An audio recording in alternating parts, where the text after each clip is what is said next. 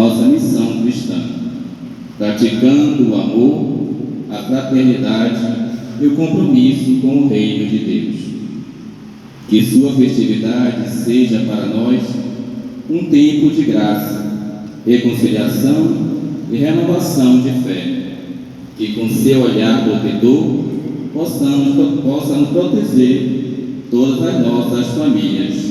Iniciemos